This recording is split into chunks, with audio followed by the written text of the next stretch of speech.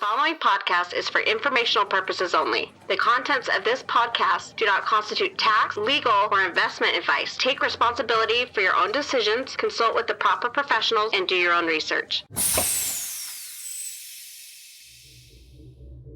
So in that way, I see the graph as being a very critical piece of infrastructure for really just understanding what's happening on all of these platforms across the space, without which I feel like we would be collectively, I think, a lot less informed about really what's happening day to day and tactically with these protocols.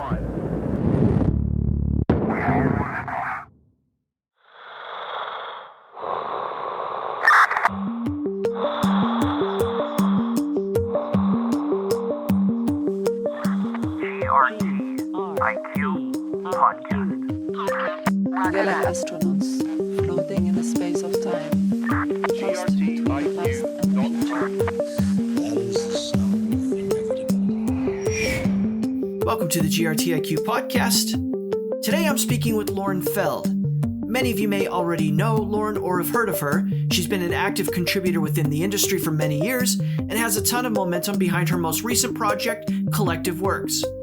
During this interview, Lauren talks about her time working as a blockchain strategist at Deliotte, an international consulting firm, and then moving to ConsenSys as a venture strategist.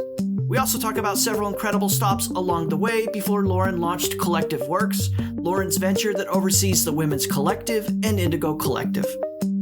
As you'll hear, Lauren has many unique insights about the industry, which is informed by her impressive experience and expertise as a go-to-market strategist.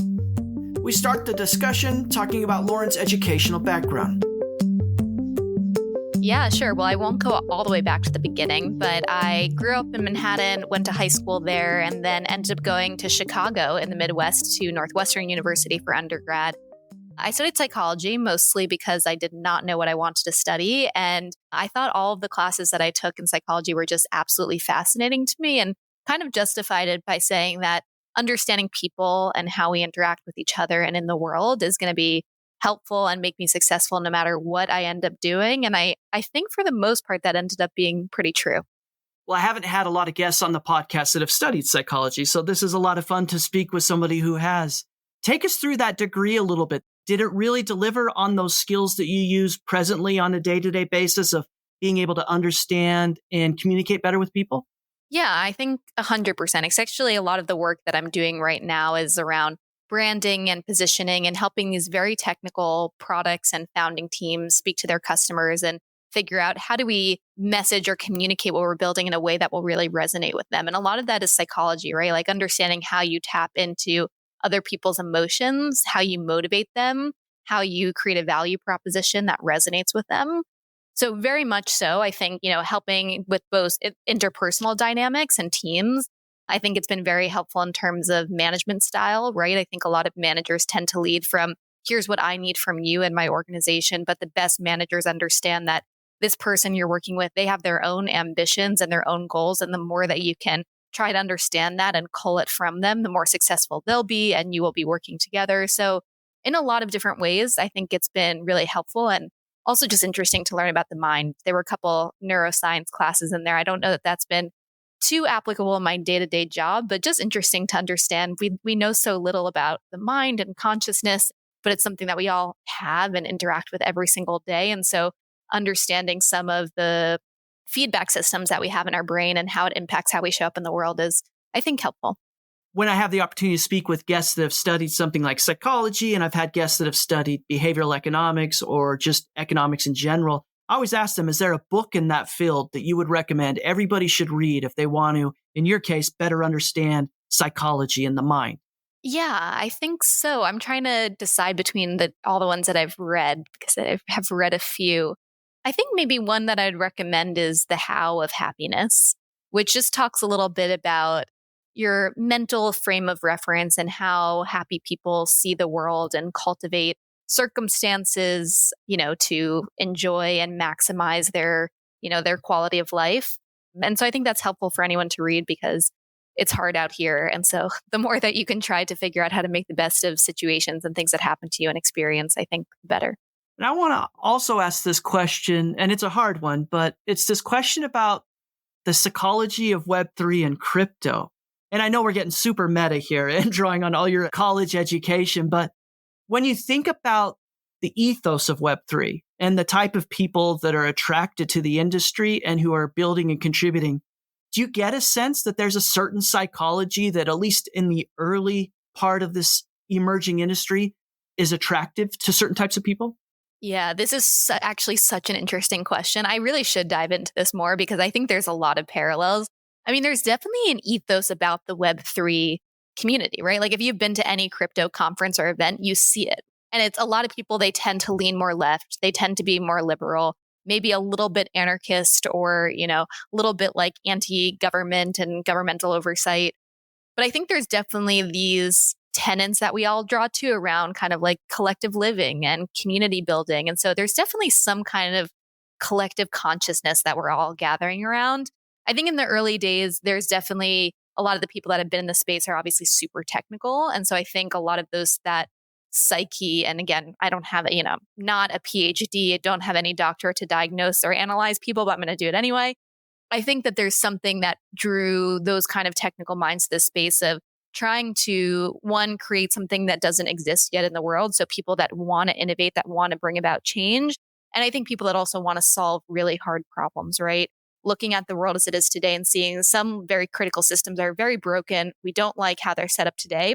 Changing them requires radical new systems and new structures. And so I don't know the exact term for that, but I do think that there's some people that are drawn to this space because of the potential. And I think the fact that it's all virtual, right? And like all of this technology is somewhat intangible in a way, like we don't have physical money, it's virtual money. And so I think that gives this idea of the possibility of what we can do with this tech that attracts a lot of people that I think are very big thinkers because it feels so global and expansive because it is. Okay, so after college, you entered into the professional world. What did you do right after college? Yeah, so my first job was working at Deliotte. First, I was actually working in the insurance space with large health plans. So that was interesting. I actually got the opportunity to take 6 months off first, though, to travel, which I highly recommend if there's any new grads listening, take as much time as you can before you enter the real world. But while I was at Deliotte and working with one of those clients, learned about crypto, ended up joining the blockchain lab internally there. So we were doing more strategic projects, building proof of concepts for Deloitte's enterprise clients, a lot of big Fortune 100 brands, everything from, pharmaceuticals, supply chain, payments, really broad set of use cases, and got to work with a bunch of teams. I led a multi-day workshop for the CTO of PayPal when I was 6 months into my professional career and had no idea what I was doing. So lots of cool opportunities to be in the space early in this kind of niche center of excellence there. And it was a really fun experience. Well, I want to ask you some questions about Deliotte. So for listeners that don't know that name, Deliotte is a internationally known consulting firm that can do a whole bunch of things for organizations, including strategic consulting, operational consulting, and so on down the line. So my first question would be, how does a firm like Deliotte, who's got a long legacy and you could make a strong argument is very conventional in the way it approaches and consults on business, how are they thinking about blockchain and the disruptive nature of it? Yeah, well, I will give Deliotte credit. I think that they are very much a digital first brand. They've always leaned into the narrative around digital transformation and trying to be a shepherd for their clients to bring that into fruition.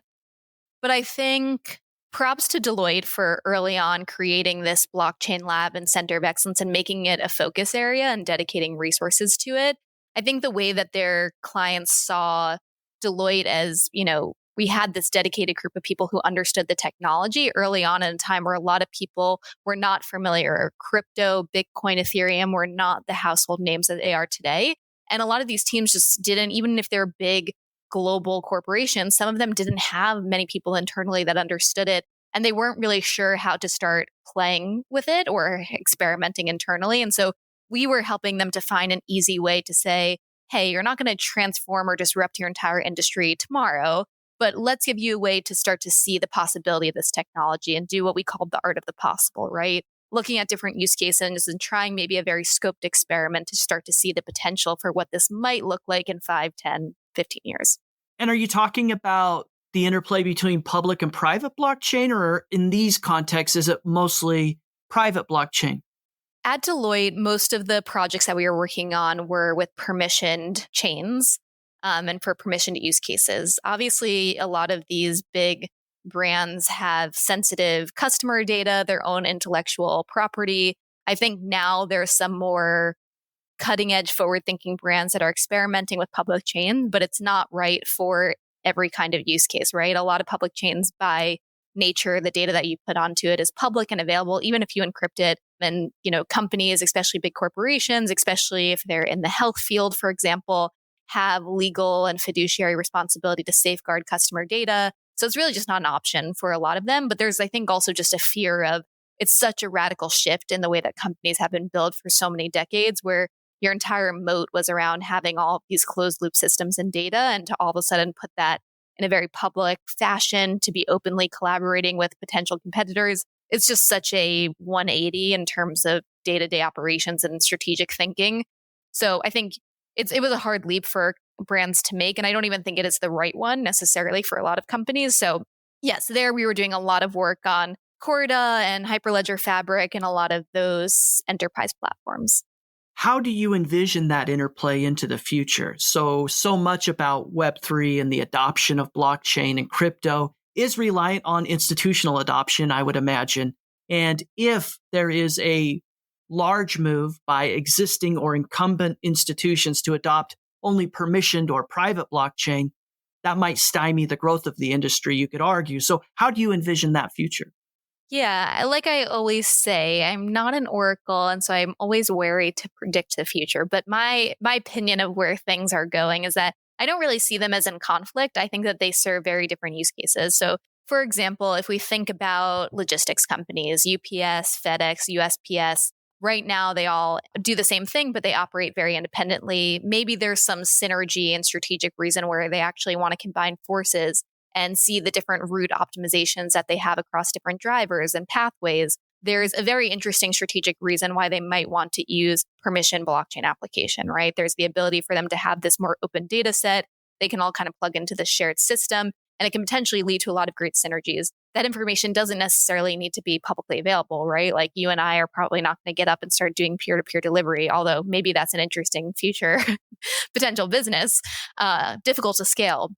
So a lot of the interesting public chain infrastructure is about opening up these peer-to-peer economies that didn't exist before. For example, a lot of the different DeFi applications or peer-to-peer lending, this really wasn't possible with the technology that we had before. And having it be in this public, fully global chain is one of the core value propositions of those use cases. So I think that they're both interesting. They both serve a purpose and have relevant use cases. I don't see them as being in conflict with one or the other. I think like every business that you build, I think the tech that you choose and that you build with should come secondary to the problem, and you should use the best tech that solves that need. And I think in some cases for big corporations, enterprise platforms and permissioned ecosystems are actually more effective.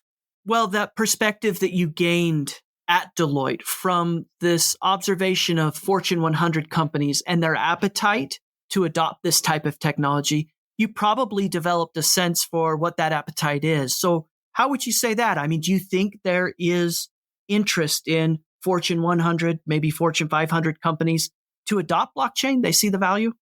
Yeah, I think there is kind of a spectrum. I definitely think there's a lot of companies right now, especially around the NFT hype, that are just getting into it because it's kind of cool and fun and they think it's interesting. And maybe some of them really do see the potential for disruption and innovation. But a lot of them, like Adidas, just came out with this like NFT membership, and maybe you get some early access to some merch drops or a discount. And that's cool. Is that like fundamentally revolutionizing their business? I don't know. So I think like some of those like really disruptive use cases, I haven't seen as much of that coming to fruition, but definitely not true across the board. I'm trying to think of some good use cases. I know when I was at R3, for example, and we were building with Corda, so this is, I guess, a more permissioned use case, but Six, for example, which is the Swiss digital exchange, they basically are the Swiss stock market, and they've done a use case, and I believe they're live now, fully in production, where they moved all of their trades to work on blockchain rails on the back end. So there are some like really cool use cases that are really leaning into the fundamental unlocks of the technology. But I think a lot of brands, still today are more just seeing it as something fun and interesting that they want to toy around with rather than leaning into the full potential. So after your time at Deloitte, you make a move really into the industry by joining ConsenSys. Before we talk about that move and why you did that, what epiphanies did you have, or what observations did you make during Deloitte that signaled to you there's something revolutionary going on here and I want to be more a part of this? For sure. I think honestly that workshop I mentioned with the CTO of PayPal, and it was about 50 of his direct reports, was really interesting because this was 2017 and they were really exploring the tech. They were going pretty deep. And obviously since PayPal has done a bunch of stuff in the digital asset space, I think seeing a company like that, right? This like Silicon Valley, tech first, very innovative startup really starting to lean into this technology was a signal for me of, wow, a lot of companies are starting to take this seriously and they're looking at it. And also just the breadth of clients that we are working with, right? Like super broad, like I mentioned, the different kinds of verticals and industries that we were touching. I think that was really impressive on me just to see, again, the like wide range of use cases. And I think for me, part of why, maybe jumping to your next question, why I wanted to make that transition was just being this advisor and kind of doing these start and stops of here's what it could look like. And here's this kind of proof of concept. And I really wanted to get closer to the action because at that point, I think I saw there's real potential here. And I think I also was personally drawn, like I said in the beginning, to doing something that was different, right? I knew that I didn't just want to work in a big company at a desk and do the same thing that 6 people before me had done.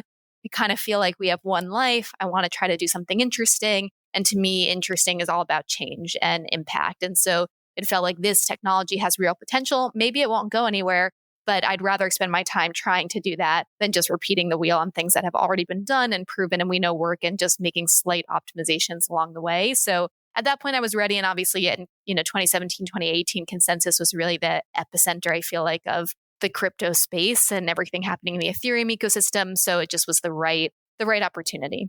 Did it feel like a big risk moving from an established conventional industry into something so new and novel like blockchain and crypto? To be honest, not really. I think for 2 reasons. One, I just remember being at Deloitte and seeing the partners. And obviously, Deloitte is an amazing organization. I had such a great time working there and met some people that I'm still friends with today and really smart people, and they're doing really interesting work. I just remember seeing the partners and realizing that's not for me. Like, I didn't want to progress and in 10 years be a partner there. And so I knew if this isn't a long-term path, why stay, right? Like, why continue working towards this thing that going down a road I don't want to end up on. So that's one. And then 2, I think that my father had a big impact on me. He is a technologist by trade. He's been doing it for 50 years. And he's a programmer who now leads teams of programmers. And he used to always try to get me into technology and, teach me about new things that were coming out and coming home with new products every few weeks. And so I think that had an impact on me for sure, of just seeing the power of technology. And this seemed like something really new that at the time he didn't even really know about or understand. Now we're both pretty deep and bought into it. But I think just growing up in that kind of environment also prepped me to wanting to follow technology and the momentum there. So what can you tell us about your time at ConsenSys and what you did there? Yeah, so I joined ConsenSys on the labs team. And so we were essentially the venture studio that was incubating the 70 or so portfolio companies there at the time. So MetaMask, Infura, Truffle, some of the really big names in the Ethereum ecosystem were incubated within ConsenSys and have spun out since. So at first, when I came in, you're also doing new ventures. So finding new companies to invest in and bring into the incubator. And then the end of 2018 happened, and then big crash, obviously, in the market. And so then our attention really just turned to supporting our portfolio companies and helping them weather this bear market, a lot around go-to-market support for these different companies and figuring out what does this program look like? So basically setting up the entire infrastructure for this venture studio of how can people within ConsenSys propose a new idea to incubate? How do we allocate funding? How do we think about like capital structures and equity splits and all that fun stuff? So really interesting, and got to work with a bunch of really smart founders, some of which probably talk about later, but I ended up working with again later in my career, which was obviously very fun. The GRTIQ podcast is made possible by a generous grant from the Graph Foundation. The Graph Grants program provides support for protocol infrastructure, tooling, dApps, subgraphs, and community building efforts. Learn more at thegraph.foundation. That's thegraph.foundation.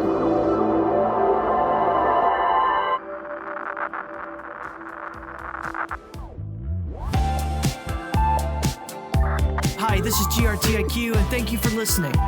Listeners who enjoy this content can help support the GRTIQ podcast by leaving a review or a 5-star rating wherever they download podcasts, by sharing episodes on social media, or by simply telling a friend or colleague about something they heard or learned from one of our guests. It's support from listeners like you that make it possible for us to keep shining a light on the people and stories behind Web3 and the graph. Roger that. Well, Lauren, I don't have perfect historical understanding of the bears and bull market cycles of this industry, but around that time, the market was probably doing okay when you joined ConsenSys, and then we entered into a bear. I'd be curious what that experience was like for you, joining when things were going fine and all suddenly going into one of these bear markets.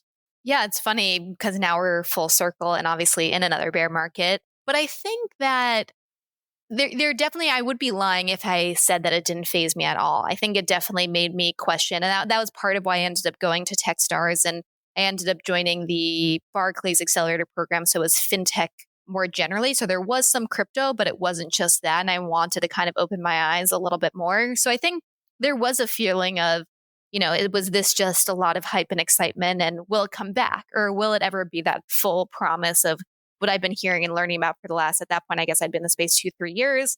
So yeah, I think I would love to sit here and be like, I was never phased. But I think there's always that natural feeling when you see, of course, like markets come down so significantly in prices and a lot of the investor reactions, and even just people that I knew more anecdotally or just in my social circle, right, who were excited and into it and then calling it a scam, and some of like the legal repercussions for some of the ICO projects. So I think that happened, but I think that there was also this feeling, I think being within ConsenSys, you just saw so much activity, right? Like you saw the momentum behind MetaMask and still like those numbers starting to grow, and what was happening within just that community of so many smart technical leaders and their kind of unbounded enthusiasm still for the space. So I think it was a good place for me to be because I think their enthusiasm kept me going. Well, since that time, you've ridden many cycles, right? Many bulls and bears, and that's just the nature of the industry. But how does someone like you deal with that? And I've had the opportunity to ask other guests this question that have been in the space for a while, but I think it's always nice for listeners who are new to the space or are a little worried to hear from somebody that's been through many of these.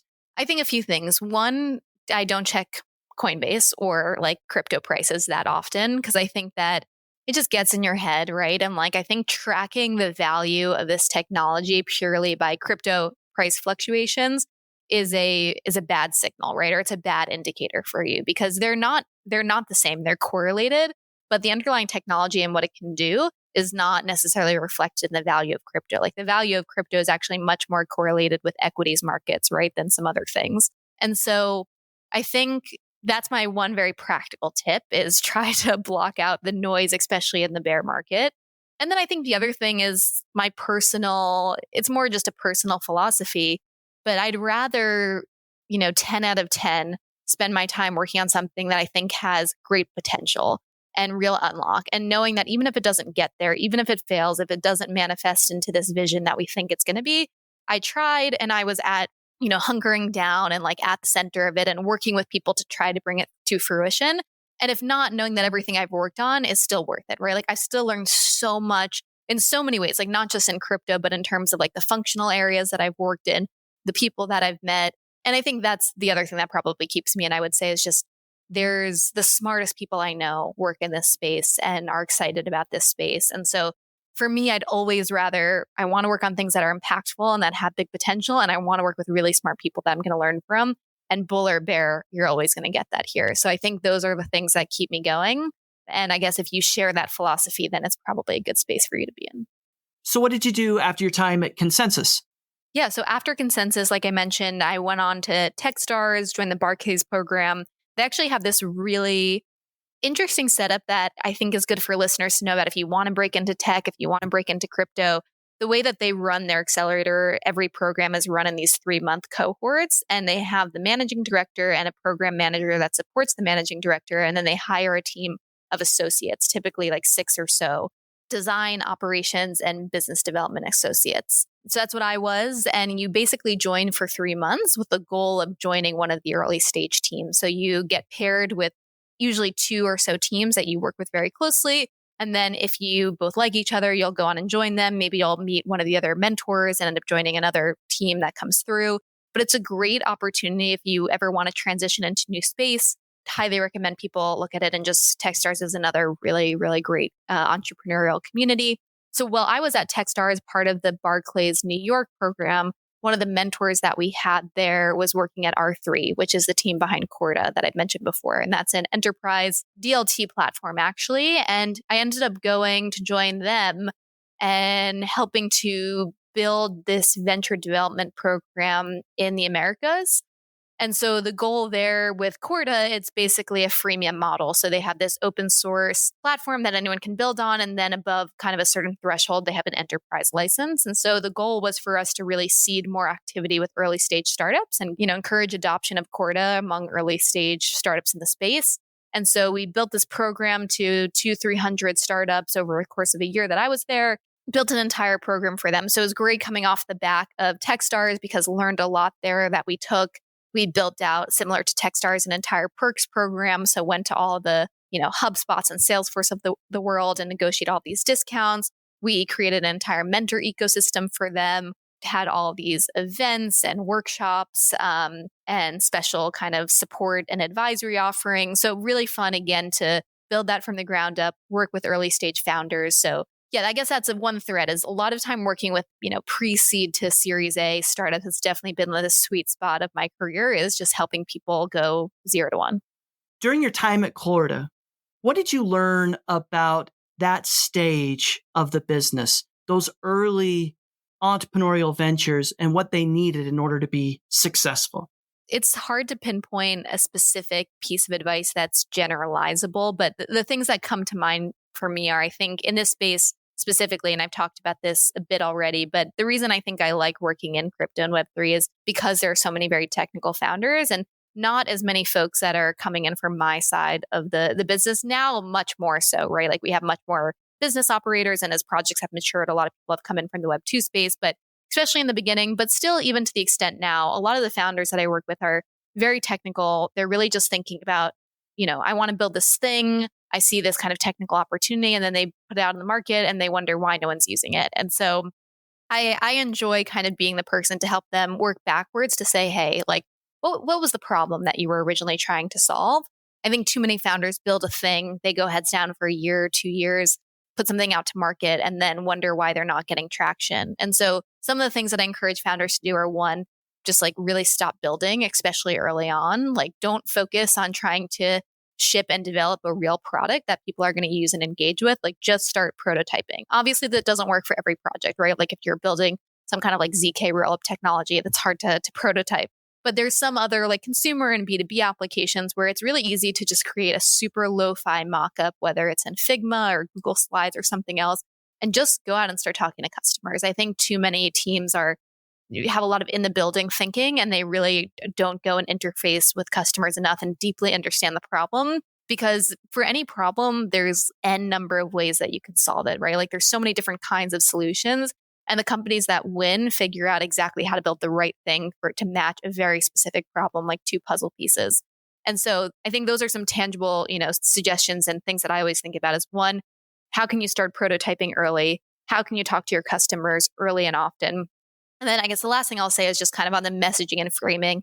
As you go out and talk to these customers early, I always encourage people to think about this framework, the job to be done, right? And this is from Clayton Christensen, who is very well known in the business space and has written some really great books around this, but really is just thinking about, so many people talk about their product and their service in terms of features and the what and the tech behind it. And customers don't really care about that. They care about the value prop of how are you making my life better and easier. And the job to be done idea is really this framework for thinking about every customer when they make a purchase, when they engage with you, they have a certain job to be done. So this framework comes from an experiment where a marketing agency was working with this fast food company and they were trying to sell more milkshakes. And they were going and asking all their customers questions about the flavors and the consistency. And there were no really good insights and they couldn't really figure out how come we're not selling more of these things. And they actually noticed that a lot of customers were buying milkshakes on their way to work. And so it actually really wasn't a preference for necessarily the flavor or the consistency, but they really just wanted a quick and easy breakfast that they could drink on the go. And so with that unlock, they understood, hey, like our job to be done is that we're an efficient way to kind of fill your belly on the way to work and like get you going and give you something interesting to do while you're driving. And when they did that, they were able to change their whole marketing approach and saw this increase in sales, right? And it's a silly example, but I mean, it really resonates of like, if you have to understand the problem you're solving for your customer and the language you use to talk and communicate with them will make you more successful if you can really resonate with that job to be done. So I love kind of using that framework to help brands think about, how do you talk about what you're building and how you're helping your customers? Do you think, Lauren, for this industry, an emergent industry, something where people are still unsure about the future of crypto or blockchain, do you think it's more difficult to determine the market? It's really hard to identify personas in a space. How have you approached some of that dynamic? It's interesting. I think there's two different things. One is that there is kind of this dynamic of, when you have really innovative emerging tech, you are in some ways category creating, right? So there's not always kind of a paradigm or an immediate match to the specific problem you're trying to solve because you're really just trying to do something so different. But ultimately, it does go back to some kind of fundamental. I'm trying to think of an example, maybe ChatGPT, right? Like that's the most obvious one. We weren't like sitting around all the time, like our life is so difficult that we don't have to use machine learning models that do all these things. But once we had it, we were like, oh, it solves multiple jobs to be done. But the improvements that I see in terms of my output and productivity in content writing, that was a specific pain point that a lot of people had, where you would go and you'd have these long transcripts and you'd have to create summaries and it took you a lot of time and very detail oriented. And now we can go 0 to 1 and maybe it's not perfect, but I have a great working draft that I can start from. And so I think that is a decent enough example to just show that even if you are kind of category creating and creating something or a business and technology that's never been done before, you can still try to map it back to like, what are some specific problems that we're really solving for people? I think the other thing that's important to realize with that is that just because there is a privacy component and you can't identify the exact users that are interacting with your product doesn't mean that you can't identify and talk to your customers, right? If you think about a DeFi app, for example, you might not know and have the names and address and phone numbers of every single person that's interacting with like Uni every day. But in general, Uniswap can do the assessment to say who are like the kinds of customers that we know are using our platform, right? It's people that are, I don't know, I'm making this up because I don't actually know, but high frequency traders, institutions, investment like arms. They can go out and actually like find some of those people and talk to them. In some cases, they do know the exact names of active customers, but they can still go out and talk to those archetypes, right? Like they can have an idea of who those target personas are. And even if they don't match the exact people that are interacting in their platform, there's some proxy for them to be able to figure it out, right? Like you can use social listening on social platforms to see like people who are interacting with your brand. What are they talking about? How do they identify themselves on their profile? There's lots of ways to get a sense at an aggregate level of what does our kind of customer base look like. We're also seeing people look at the on-chain analytics and doing some pattern matching between what other holdings do they have, what other platforms or chains have they interacted with, and kind of backing into there to again create this kind of user persona. So I think there's a difference between, sure, you might not have the exact demographic information of every customer and contact information, and there's this kind of privacy component that's inherent in a lot of the technology and value prop, but you can still have a sense of who are we targeting, and you can still get out there and interview different people and try to get feedback and deeply understand the problem a bit more. I think honestly, one of the issues in this space is that a lot of technical founders do see this thing that they want to create and think would be cool to build and then try to go out and back it into a problem that they're solving. And, I just feel so strongly that it should always be the other way around. After your time at Corda, you went on to another well-known and well-recognized project in the space, which is Ceramic. What did you do there at Ceramic? Like I alluded to earlier in the conversation, some of the founders that I worked with at ConsenSys, Michael Cena, Danny Zuckerman, and Joel Thorstensen were all working at ConsenSys when I was there. They ended up being the founders of Ceramic, and I ended up joining them as their first business hire, head of growth, and helped to stand up all of the non-engineering functions at the org and helping to launch and bootstrap the Ceramic Network. So it was a really, really interesting project. One, just I like working with developer communities, super technical developer tool and infrastructure play. We got to work and collaborate with a very broad range of companies because it's, again, this data infrastructure. So lots of different use cases and kinds of companies that we could talk to. And again, just always fun to have my hands in a little bit of everything, some marketing, some community, business development, partnerships, a little bit of everything, which is always fun. So using that jobs to be done framework from Clayton Christensen and this incredible background you have in marketing and go-to-market strategy, how do you make sense of a multi-chain future? And I ask that for people that are a little bit like me, where when you join the industry, you know about Ethereum, and it seems like a monolith. It seems like the incumbent, the one chain. But as you get more knowledgeable, as you speak to more people, you realize there's a whole bunch of other chains. In addition to that, there's L2s. And so it becomes a little bit perplexing of what makes one blockchain better or more advantageous than another. So how would you walk listeners through understanding that?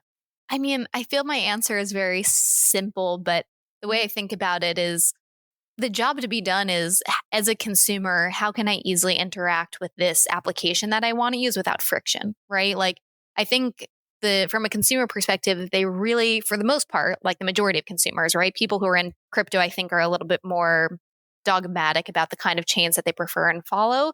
But most people don't really care about the tech that they're using, right? Like, they care about what the application is and how they're engaging with it. I use my computer every single day.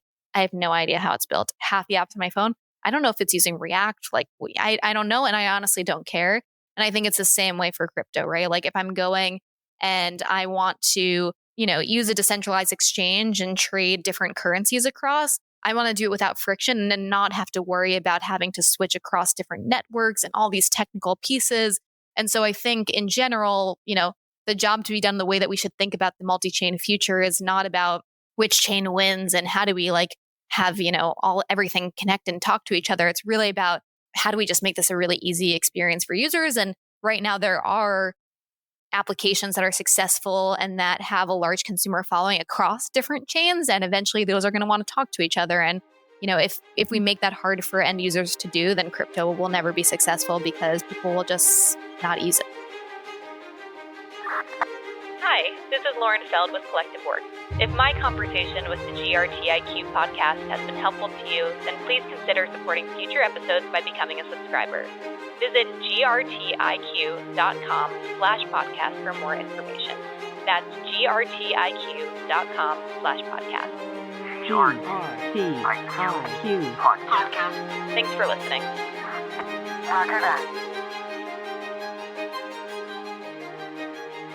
Lauren, what interests me about you is, you go to work out of college at Deliotte, a very well-established firm. Then you go to ConsenSys, and I would argue that's an established firm, but in an emerging industry.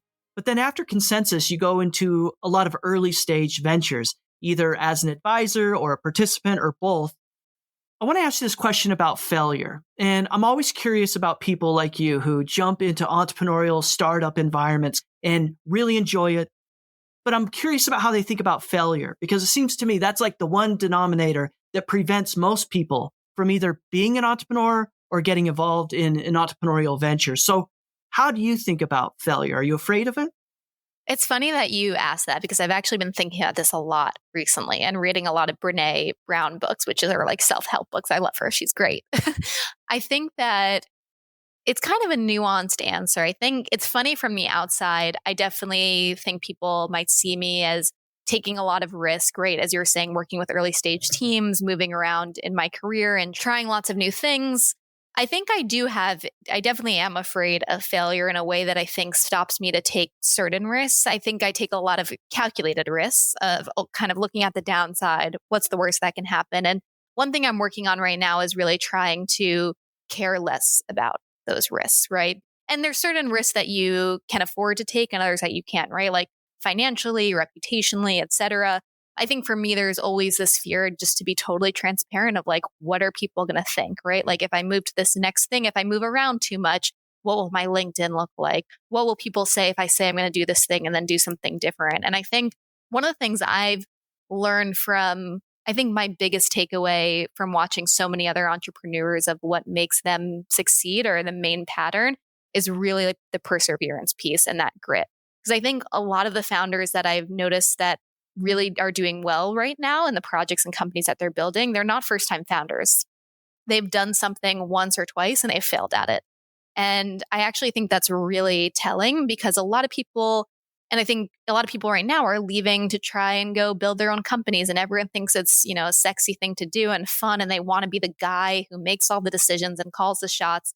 But the reality is it's super hard and it's not glamorous, and everyone knows that. And a lot of people, will grind for a while, and if it doesn't work out, they're kind of like, I tried. And I think real entrepreneurs, they go after something and it doesn't work out, and instead of saying, I'm not cut out for this, or I need to find a plan B, they find the next thing, right? Like they're ready for the next risk, or they do the thing that's frowned upon, right? Like they go up against the former company that they want to rival, or like they will take that risk or start building a business that's totally unscalable. And I think there's an art and science to figuring out like when is the time to walk away and when is the time to push through. And I don't have the answer to that yet, but there is a difference. I know there are some times where it's, you got to say, I tried, call it quits, like the experiment didn't work. But I think, there's definitely a fear of, worrying about how you're perceived in the world, and a fear of failure in terms of, am I able to do the things that I set out to accomplish? And I think a lot of the times the people that do, they just keep pushing towards it.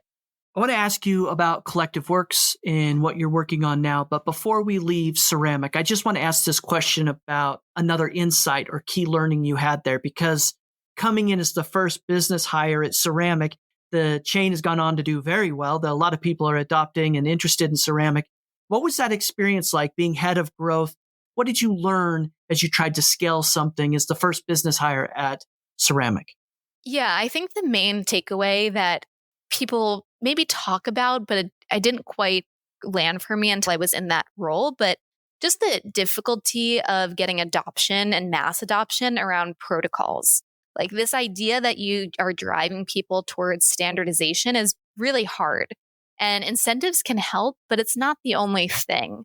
And there's so much variability in the world. And especially when we think about technical standards, like so many people are building all these different kinds of varied applications that have different requirements. And so trying to push a large subset of some amount of builders or applications towards some kind of standardized protocol is really hard. And I think that the grassroots BD is really helpful. But I guess my one learning lessons from it is that I think being really strategic about how you galvanize that early adoption. There's lots of different approaches that you can take. I think that is really important and really challenging. And especially if you look at the protocols that we have today in tech, like there's not that many. There's like a handful from the first era of the internet, like HTTP and SMTP, and a few that we know and interact with on a daily basis. But, there were many in the first wave of the internet that ended up just falling, by the graveyard. So let's turn our attention now to the things you're working on presently. And as I said there, you've joined and started participating in Collective Works. What can you tell us about Collective Works and what you're doing there? So Collective Works is my umbrella org, and there's two specific initiatives that are under it right now. So the first that I'll touch on is the Indigo Collective, and that is a emerging tech go-to-market agency. And we work with a really broad set of projects. So everything from venture funds with helping them to build out and create their platform and portfolio support, to protocols and developer tools and DAO tooling and dApps. So super broad, and then also some emerging tech outside of crypto. So think AI, clean tech, etc. Really, really fun project for me because I've obviously worked with a lot of different teams historically. And so just the ability to get to also keep my head across a lot of different projects at any given time, work with really great people who we bring into the collective who are really talented in their respective fields. It's just been a really fun process over the last few months, and looking forward to growing that and all the new clients that we're working with in the next few months. And the other thing that we haven't spoken about is the Women's Collective, which actually started during my time at Ceramic. And like I mentioned, I was there and standing up all these new functions that I hadn't really done before, going deep into marketing and community and really trying to learn fast on the go and really be able to perform at a high level, obviously, in that role. And I looked around and there were so many great female communities to onboard women into the space, Web3 Baddies and Boys Club and Surge Women. And they're all amazing organizations, but they're really focused on how do we help people, women specifically, understand crypto and get immersed into the space. And it felt like there was this gap of, well, hey, what about us, who are working here right now? And we really want to level up, right? And like finding peers that are really deep and giving each other alpha really was what it came down to. So I started the Women's Collective a year and a half ago while I was at Ceramic.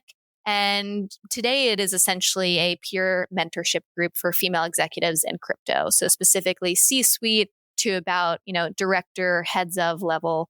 We specifically focus on operators and builders that are working on projects versus investors, although we do invite investors to our events. But we meet once a month. We have also some async platforms and community platforms and chats. And we get on and we have all different kinds of sessions. Sometimes it's just focused on goal setting and helping people set personal, professional goals and kind of holding each other accountable. We have people present workshops on, their core area of competency. So for example, on Friday, we actually have the VP of business development from Alio, who's going to be coming on and sharing her go-to-market strategy and getting feedback from other people that are actively building in the ZK space. So it's meant to be a very tactical community of people reaching out and saying, hey, how have you done this before? Who's built a grants program? What have you used? What's worked well? And just be a really curated space for, these kinds of women that are actively building in the space, helping them to get really like tactical and high value advice. And then also doing these in-person events and activations, because I'm such a believer of getting people together in person, building relationships. And I think it's just so much more effective to do that IRL versus online. So we've started doing activations around some of the major crypto conferences. We had a big dinner at ETH Denver, which was great. We had 40 women join. We have over 100 women today also in the collective, which is awesome. And we'll be doing another event at ECC. And then we're actually going to plan a retreat at the second half of this year, which is really exciting. We'll get people together for 3 days around Mainnet in New York in September. So a lot of really great events. And yeah, there's just been some great I'm smiling because there was some great testimonials in the last 2 days of women who were looking for roles too, who found new opportunities through the collective, and women that are in Zuzalu, this offsite right now, if you're familiar with it. It's like a bunch of crypto folks have co-located there for a few months, and they did an informal collective meetup. So it's just really great to see the community growing, and it's a really unique space. So yeah, that is backing up. That is the collective works today, or those two initiatives. It may grow in the future to more, but that's where I'm spending my time. I want to ask you this question about the people participating in the Women's Collective. I mean, tell us about its members and tell us about the caliber of talent and leadership you're seeing. Yeah, it's really incredible. I mean, the women that we have in the group today, I am super impressed by and just really thrilled that I get to interact with them. But, we have women of solo founders and then women that are running 50, 100 person teams, right? Like we have the chief of staff from Alchemy who's there. We have Evan McMullen, who's the founder of Disco, Lisa Cuesta, who's the CEO of Aztec. Like the list truly goes on, just like people from some of the top projects in the space and at the executive level, C-suite and, VPs and directors and folks who are, again, solo founders and running, Alchemy is almost 200 people. So it's been really incredible, like number one, just to see the breadth of women that we've been able to bring together and the different kinds of projects that they're working on, and also their functional areas of expertise that they can bring to the table. But one thing that really stood out to me, especially at that dinner at ETH Denver, was a lot of women that were there were new moms, and they brought their kids with them to ETH Denver. And even one of them brought, her new son to the dinner. And it was just really impressive to see, it's something that I think a lot of women think about is like, we have this time in life where some people you want to transition and start a family. And what does that look like? And how do you kind of prioritize between that and your career? And I was just incredibly impressed to see this women who I know are showing up every single day. They travel to Denver. They're going to this conference from 8 a.m. and they're at this dinner until 10 p.m. Meanwhile, like I'm just walking around, with my backpack, but they're literally carrying a car seat, their kid, they have to pop into, a restroom every few hours to pump. And it's just it's a whole other set of concerns and things to think about. And it's incredibly taxing. And just to see them power through that and to show up 100%, right? Like no part of their kind of like output is detracted by that, was really impressive. And I think that, and just seeing also the entrepreneurial spirit of so many women that were there. We had Medha there, who's one of the investors at Variant Fund. She's one of the investors we grandfathered in, who was an early supporter. And, she is obviously super well known and part of an amazing VC fund. And she also had started Sheet 256, which is helping women learn how to code and learn how to get into crypto. And, everyone that was there, they're doing like 3 different things, right? Like they have their core job that they go to, they have their nights job and their weekend job, and they are just really thinking about all the ways that they can make impact, and also having families, right? And so I'm so impressed, I think, is the end, or the kind of takeaway from the rant. And the way that everyone really comes together, I think, is very unique also in our Telegram groups and community platforms. When anyone has an ask, we get at least 3 or 4 responses of, the other day I needed some intros to potential marketing folks, and I literally got, 4 names and references and testimonials within 2 hours. And that's just when you have such a group of highly connected people all together in one place, like the power of that connectivity is really wild to see. So very, very special group. And I'm really just honored that they're all a part of it. For listeners that want to learn more about the Women's Collective, and I'm fortunate to have a lot of women listeners that tune in each week and enjoy the guests that I have on the podcast, what's the best way for them to get involved or to plug into the collective? Yes. So right now, we're working on the website. So I don't have like a specific URL to send you all to, but feel free to reach out to me directly on Twitter, on Telegram. I will send you the application link. And if you meet the criteria, we would love to have you. And I'll put some of those links in the show notes. So I encourage any listeners that want to learn more to visit the show notes, and you'll find links to some of the things that Lauren just mentioned there. I want to ask you this question about Indigo Collective. So we've already talked about your experiences in early stage ventures and how difficult it is sometimes for the founders to focus on the right things, to find product market fit. Now you're working on kind of a consulting style enterprise where you're going in and helping people solve these problems. Is that a huge challenge? I mean, is that really hard to come in with the pressure of the reality of the situation, and then founders looking to you and being like, we don't have the answers we expect that you do? Yeah, it's a good question. I think it's all about expectation setting.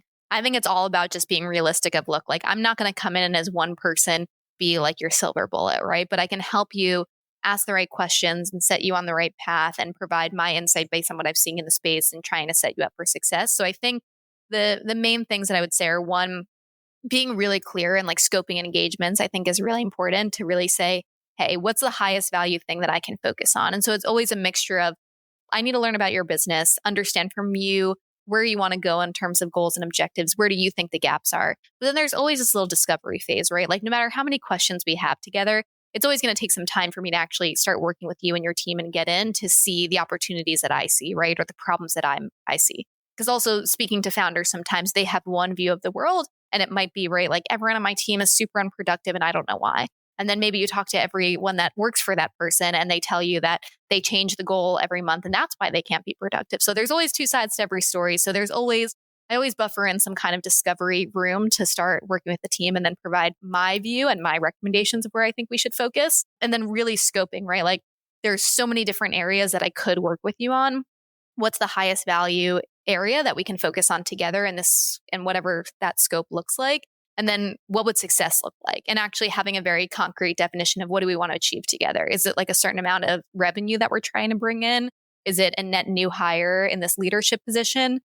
Getting really clear about what that looks like. So at the end, we can clearly look at that goal and say, did we hit it? Did we do what we set out to do? I think that's really the key.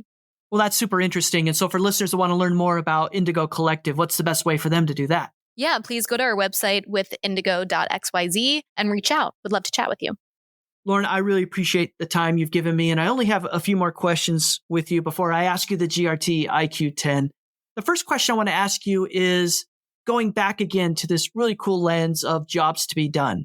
It seems to me in Web3, there is a job that needs to be done, which is querying and indexing data from the blockchain. And as you know, a lot of my listeners are very enthusiastic about the graph, which is a solution for this very thing. But my question is, Did you see a need for that job to be done in the different roles you've had and as you've consulted within the industry? Absolutely. A lot of teams that I've worked with, when I think about my time at Ceramic, we're this open data layer. And so obviously there's all this information, and one of the core value props is that it's public and accessible. But obviously, if you can't actually find it, locate it, and make sense of it, it's not very useful. And so we had a lot of conversations with the graph, and I know we have done a lot of work together in terms of figuring out what would it look like to actually have this, an index of data on ceramic or for certain subsets of data. And obviously that being a big important part of the work that we were doing there to make that information useful and accessible to people building with ceramic. The other place where it's also I've seen a lot, or I've interacted personally with the graph quite a bit, has been around kind of airdrop analysis and different teams trying to look at and understand, from a growth perspective, obviously tokens have been one of the major incentive and growth incentive mechanisms. And so being able to actually look at and understand, hey, who actually got this token and how long did they retain it for? And what do we know about these users? For every data scientist had to kind of go 0 to 1. And so if all of these data scientists had to go and create their own subgraphs and replicate the wheel over and over, it would be highly inefficient and we would not be where we are today. So in that way, I see the graph as being a very critical piece of infrastructure for really just understanding what's happening on all of these platforms across the space, without which I feel like we would be collectively, I think, a lot less informed about really what's happening day to day and tactically with these protocols. And the next question I want to ask you is, what makes you optimistic about the future of this industry? I think what makes me optimistic about the future is the same potential and the same themes that first got me interested in the space, which was really about shifting power away from governments and institutions and corporations to individuals, because I think that is so powerful. And really, like all those organizations do, is introduce trust. And what blockchain now allows is for us to have another way to introduce trust into these more peer-to-peer systems and to really potentially disrupt the power dynamic, right? Like the idea of stable coins is disrupting these monetary systems that had been in place for most of human civilization. And so I think that is super powerful, potentially very scary also. But that's why I stay in it, is because I think that I would love to see, I guess, just a win for the little guy, I feel like we could use that right now. And especially with like the SVB crisis and things that happen. It's funny because people outside the space look on and they're like, oh, like SVB and all these crypto companies. It's, the whole space is a bunch of fraudsters and there's nothing real there. But if you're in the space, I look on and I'm like, wow, that is just further proof that government systems don't work, right? And like, I'm definitely not like a full anarchist, but I think that there's something interesting about saying like, hey, we are capable of also self-governing in certain ways, or like creating our own systems outside of what we've traditionally seen and interacted with. So I think that's what makes me optimistic, is just still like that potential that we might be able to get there. And the final question I want to ask you is about how you organize yourself and your work. And I ask this because we've talked a lot about go-to-market strategies. We've talked about framework for jobs to be done. So I know you have an appetite yourself for applying frameworks to help you solve problems and help. But my question is, how about you? What templates or what frameworks do you use to coordinate your own work in the way you approach the things that you're focusing on? It's a good question. I think there is just probably small strategies that I use. One is just trying to be really good about time management. I used to always say yes to everything in every meeting, and I hated those people that were like, oh, I've learned to say no. But I think I really do understand the value of it now, of, if I'm going to show up and not be present and be thinking about other things and not be able to engage, there's just only so much bandwidth that I have, and I really want to dedicate it and put into certain things right now. The other thing is just doing the hardest thing first in the day. Like I just operate better in the morning. So the hardest thing I need to do that day, like bang it out first thing and try not to procrastinate on it. Trying to honestly take breaks throughout the day, like a little break in the midday, like just for lunch. I used to always just sit and eat lunch at my computer and work through it, but just taking 20 minutes to close the computer and just focus on having a break has helped me to reset, come back recharged. Going on a walk at like 5 or 6 o'clock and then coming back and working for another hour has also been really helpful. And I just set calendar blocks for everything that I'm going to do. So even if it's just like following up with someone, I'll have like a 10-minute calendar hold to like send this email, or, 20 minutes that I know I need to run out and do this thing. And so that way I can really organize my time to know what can I actually accomplish today. And so those are, no like fancy productivity tools except Calendly, which is definitely a lifesaver. But those are my hacks. Well, Lauren, now we've reached a part in the podcast where I'm going to ask you the GRT IQ 10. These are 10 questions I ask each guest of the podcast every week to help listeners learn something new, try something different, or achieve more. So are you ready for the GRT IQ 10? I'm ready. The GRT IQ 10. This is the way. 10 questions for astronauts floating in space. What book or article has had the most impact on your life? I think the one that stuck with me the most is a book called Essentialism. And it's just that. It's all about how can you do less and focus on what is essential. And I can't say, honestly, that I'm living that well today. I'm definitely just trying to do way too much. But I think that it's a good way to think about life and just, do what's essential, do what matters. Is there a movie or a TV show that you would recommend everybody should watch? I don't know if everybody should watch it, but Euphoria is definitely one of my favorite shows. I think it's just great television, very entertaining. So 18 plus, I recommend. If you could only listen to one music album for the rest of your life, which one would you choose? Rumors by Fleetwood Mac. What's the best advice someone's ever given to you? Telling the truth is easier than remembering the lie. What's one thing you've learned in your life that you don't think most other people have learned or know quite yet? I'll say this one because I'm just looking at this huge water bottle on my desk, but actually the more water you drink, the more you're capable of drinking. I used to not be very good at drinking a lot of water through the day, and I bought one of these huge water bottles, and now I finish it and some every day. So once you start drinking, you just keep going, and it actually works. What's the best life hack you've discovered for yourself? Reminders on my phone. I set them for every single thing. And my boyfriend laughs at me because anytime I will just be like whispering into my phone at night, like, remind me at 9 a.m. tomorrow to put this thing away. And I just have every day I have like 10 reminders and I don't complete them until I do it. And so it's made me like a little neurotic, but I'm very on top of things. Based on your own life experiences and observations, what's the one habit or characteristic that you think best explains why people find success in life? Yeah, I think I'll say 2, which is cheating a little, but what I said before, perseverance, like continuing to go at things even when you're knocked down. And I think 2 is just like really not caring what people think about you. And then the final 3 questions are complete the sentence type questions. So the first one is complete the sentence. The thing that most excites me about Web3 is?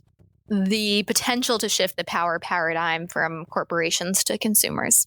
And how about this one? If you're on Twitter, then you should be following me, because I don't have a lot of followers and I'm trying to be more active. And the last question, happiest when? I'm happiest when I feel deeply connected to people I love and care about. The GRT IQ 10. After this, then I show you how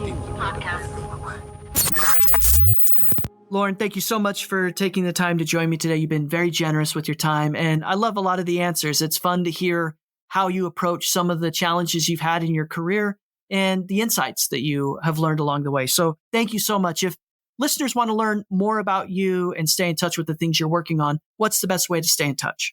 Yes, thank you so much for inviting me here. It was super fun. Best way to stay in touch, Web3 Lauren on Twitter or at Lauren Feld on Telegram if you want to DM me.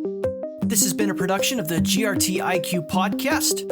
For more information, including detailed show notes, visit grtiq.com/podcast. That's grtiq.com/podcast.